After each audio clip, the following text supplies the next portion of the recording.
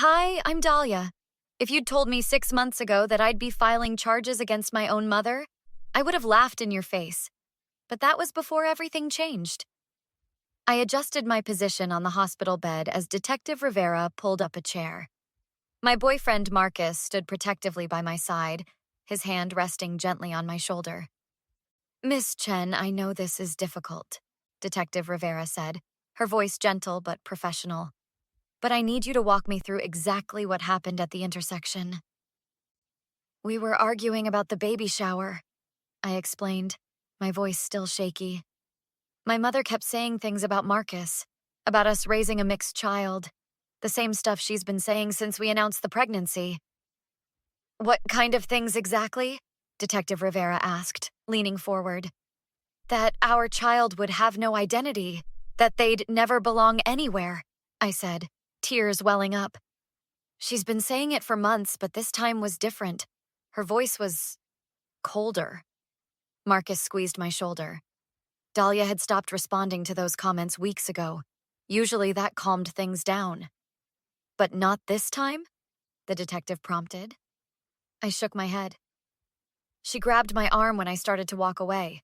She said, "You're throwing away our family's entire heritage for him?" I pulled away, told her I was leaving. That's when The hospital room door opened and my friend Tara rushed in, her face pale. Dahlia, I just spoke with Mr. Patterson from across the street. He saw everything. Miss, I'm conducting an official, Detective Rivera began. No, you need to hear this, Tara insisted, her voice rising. He was watering his plants and saw the whole thing. He said it wasn't an accident at all. He saw Dahlia's mother deliberately push her toward the traffic after looking both ways to see the truck coming. The room fell silent. That true? Detective Rivera asked, her demeanor shifting instantly.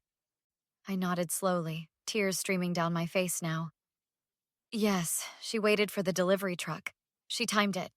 My own mother tried to... I couldn't finish the sentence. Marcus's grip tightened on my shoulder. The doctor said both Dahlia and the baby are okay, but it was close. Too close. Mr. Patterson's already given a statement to the officer downstairs, Tara added. He described exactly what he saw. Detective Rivera stood up, her expression hardening. Miss Chen, this changes the nature of our investigation completely. What we're looking at now is attempted murder of both you and your unborn child. Will you arrest her? I asked, my voice barely above a whisper. With an eyewitness statement and your testimony? Absolutely, Detective Rivera said, already heading toward the door. Officer Jennings will stay outside your room for protection. I'll be back tomorrow with more questions. After she left, Marcus sat on the edge of the bed, taking my hand in his. Dahlia, I never thought your mother would go this far. I knew she disapproved, but this... Neither did I whispered. All those little comments over the years, the way she'd tense up when you'd enter the room, the constant questions about whether I was sure about us. They weren't just opinions, they were warning signs I ignored. Tara sat in the chair the detective had vacated. What are you going to do now? I looked from her to Marcus, then down at my still growing belly, where our child continued to develop despite my mother's attempt to end both our lives. I'm going to make sure she faces every possible consequence for what she did, I said, a newfound resolve hardening my voice. No more excuses, no more looking the other way. She made her choice. Now she has to live with it. The hospital discharged me 2 days later. Marcus and I were sitting in our apartment with Tara and my cousin Eli when my phone rang. It was Detective Rivera. We've arrested your mother, Miss Chen, she said without preamble. She's claiming it was an accident, that she stumbled and fell against you. That's a lie, I said firmly, putting the call on speaker so everyone could hear. Mr. Patterson saw everything. I felt her hands on my back, Detective. She pushed me hard, right as that truck was coming. The district attorney wants to meet with you tomorrow, Detective Rivera continued.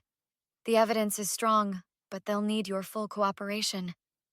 You'll have it, I promised. What time?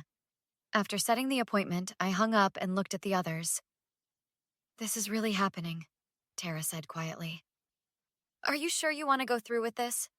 It's your mother, Dahlia. A mother who tried to kill her daughter and grandchild, Eli pointed out sharply. Let's not forget that part. Marcus squeezed my hand. Whatever you decide, I'm with you. There's nothing to decide, I said firmly. She made her choice. Now I'm making mine. The doorbell rang. Marcus went to answer it and returned with a woman I hadn't seen in years. My mother's sister, Aunt Helen. Dahlia, this has all been a terrible misunderstanding, she began without even greeting me. Your mother would never hurt you intentionally. You know that. Do I? I challenged, standing up despite the pain in my hip from the fall. Because Mr. Patterson saw everything. The police have his statement. He's an old man with poor eyesight, Aunt Helen dismissed with a wave of her hand. And you were arguing. Your mother says you lost your balance. Eli stood up, positioning himself slightly between us. Helen, with all due respect, that's not what happened. And you were there? She snapped. No, but then you don't know, do you? Aunt Helen turned back to me. Dahlia, your mother is devastated. She's sitting in a jail cell right now because of a misunderstanding. A misunderstanding? I repeated incredulously. She waited for that truck, Aunt Helen. She looked both ways, saw it coming, and then pushed me toward it. Why would she do such a thing? Aunt Helen demanded. Because she couldn't stand that my baby will be mixed race, I said bluntly. She's been making comments about it since I told her I was pregnant. Oh, please, Aunt Helen scoffed. Your mother isn't some kind of racist. Marcus stepped forward now. With all due respect, ma'am, she's made her feelings about me very clear from day one. That doesn't mean she'd try to kill her own daughter. Actually, Tara interjected, pulling out her phone, I have texts from Dahlia going back months, documenting the things her mother was saying about the baby. About how having a mixed child would ruin the family line. Her exact words. Aunt Helen's face flushed. Family concerns aren't the same as... They are when they lead to attempted murder, Detective Rivera said from the doorway. She'd arrived just in time to hear the exchange. Miss Chen, I apologize for the interruption, but we have new evidence. Your mother's internet search history shows multiple searches for accidents during pregnancy and miscarriage from trauma in the weeks leading up to the incident. The room fell silent. This was premeditated, the detective continued. She'd been planning this. I sank back onto the couch, one hand protectively covering my belly. I don't believe it, Aunt Helen whispered, but her voice lacked conviction now. The DA is upgrading the charges, Detective Rivera said. We'll need your statement tomorrow to proceed. After the detective left, Aunt Helen stood awkwardly by the door. Dahlia, I didn't know. Now you do, I said coldly. Please leave. When she was gone, the four of us sat in silence until Eli finally spoke. What's the plan now? He asked quietly. I looked at each of them in turn. We build the strongest case possible. No stone unturned, no witness unheard. I want her to face everything that's coming to her. The preliminary hearing was set for 3 weeks later. I hadn't seen my mother since the incident, but my attorney advised me that facing her in court would strengthen the case. She's requesting to speak with you before the hearing, my attorney, Miss Winters, explained as we sat in a small conference room at the courthouse. You're under no obligation to do so. What would be the point? Marcus asked, his arm protectively around my shoulders. Miss Winters adjusted her glasses. Defendants often hope to persuade victims not to testify or to change their story. I strongly advise against meeting with her. I want to hear what she has to say, I decided after a moment. I want to look her in the eye. Are you sure that's wise? Detective Rivera asked from her position by the door. No, I admitted, but I need to do it anyway. 20 minutes later, I sat across from my mother in a monitored room, Marcus beside me despite her objections. She looked smaller somehow, her usually immaculate appearance disheveled from weeks in custody. Dahlia, she began, her voice cracking slightly. Thank you for seeing me. I said nothing, just stared at her. This has all been a terrible mistake, she continued when I didn't respond. I never meant to hurt you. You know I would never do that intentionally. Then why did you search online for ways to cause a miscarriage through trauma? I asked bluntly. She flinched. That wasn't... I was just... Just what, Mom? Researching for a friend? Planning a novel? You don't understand, she insisted, leaning forward. I was trying to protect you, to protect our family. By killing me and my baby? I challenged, my voice rising despite my determination to stay calm. I wasn't trying to kill you, she whispered, tears forming. Just the baby. I thought if you lost it, you'd come to your senses, break up with him, find someone suitable. Someone white, you mean? Marcus interjected coldly. My mother's eyes hardened as she looked at him. Someone who shares our culture, our background. Someone who wouldn't dilute our family's heritage. Our child is our heritage, I said firmly. Marcus and I together. That's the family I'm building now. You're throwing away centuries of tradition for this experiment? She hissed. An experiment? I repeated incredulously. Our child is a human being, not a science project. You'll regret it, she warned. When the child is older and doesn't fit in anywhere, when people ask what it is. Stop, I cut her off. Just stop. Our child is a who, not a what. And the only thing I regret is ever thinking you could change. Dahlia, please, she pleaded, her tone shifting abruptly. I'm your mother. I made a terrible mistake. I'm sorry. I was wrong, so wrong. Please don't do this to me. Do what? Hold you accountable? That's not me doing something to you. That's the consequence of what you did to me. I could go to prison for years, she said, her voice breaking. Is that what you want? Your mother in prison? What I wanted was a mother who loved me unconditionally, I replied evenly. What I wanted was a grandmother who would cherish my child. What I got instead was someone who tried to kill us both. I wasn't trying to kill you, she insisted again. But you were willing to risk it, I pointed out. You pushed me into traffic, Mom. You saw that truck coming and you made your choice. She slammed her hand on the table suddenly, making me jump. You made your choice first, when you decided to corrupt our bloodline with his. The guard stepped forward immediately. Ma'am, control yourself or this meeting is over. My mother's face contorted with rage. If you go through with this, Dahlia, you are no longer my daughter. Do you understand? You will be dead to me. Marcus stood up. We're done here. As we turned to leave, my mother called out, I still have friends on the outside. People who understand what I was trying to do. This isn't over. The guard immediately restrained her as another escorted us out. Did you get that? Detective Rivera asked the recording technician as we entered the hallway. Every word, the woman confirmed, including the threat. That's witness intimidation on top of everything else, Miss Winters noted, writing something in her file. The DA will be adding that charge immediately. I leaned against Marcus, suddenly exhausted. She's not even sorry. Not really. No, he agreed quietly.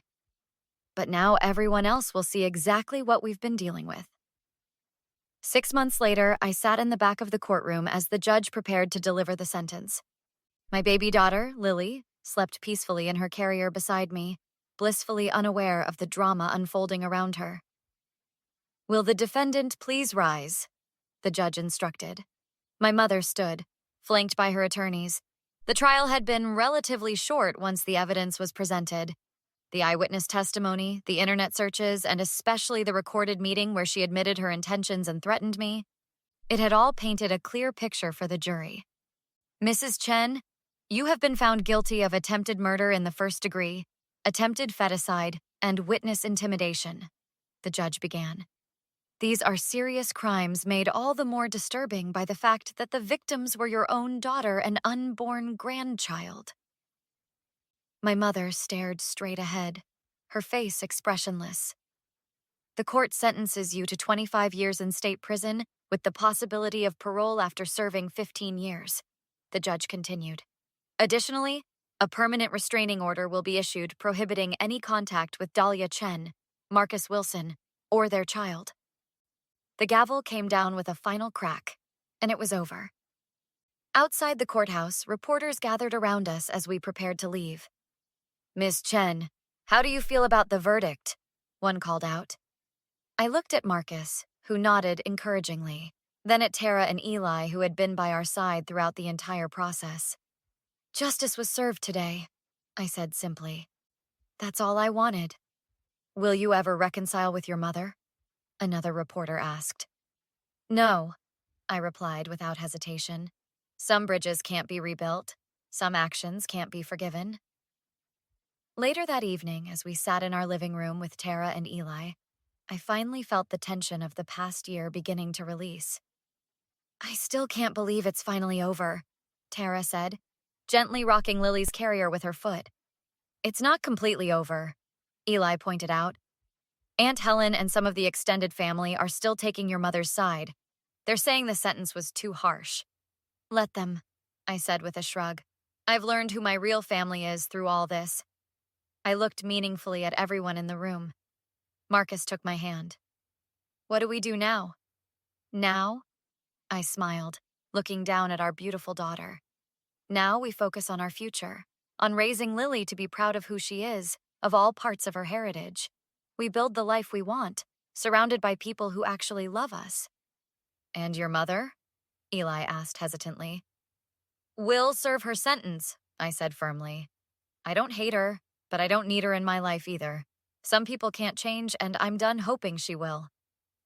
As if sensing she was being discussed, Lily began to stir. Marcus picked her up, cradling her against his chest with practiced ease. "She has your eyes," Tara observed with a smile. "And Marcus's nose," I added. "She's perfect exactly as she is." Later, after everyone had gone home and Lily was asleep in her crib, Marcus and I stood in the doorway of her nursery, watching our daughter's peaceful slumber. "Are you okay?" he asked softly. "Really okay?" I considered the question carefully. "I'm getting there," I finally answered. "It's not the life I imagined, growing up without my mother in the picture, but it's the life we need to have. For Lily's sake. For all of us." "We're going to be okay," he said, wrapping an arm around my waist. "Better than okay." I leaned into him, drawing strength from his presence. "I know we are. Because we chose each other. We chose love over hate. And that makes all the difference." In the soft glow of the nightlight, I watched my daughter sleep and made her a silent promise. Her world would be different. Her family would be built on acceptance and love, not prejudice and expectations. The cycle had been broken, and painful as it was, that was something worth fighting for. What would you do if someone you loved revealed they could never accept a fundamental part of who you are? Would you have the courage to walk away?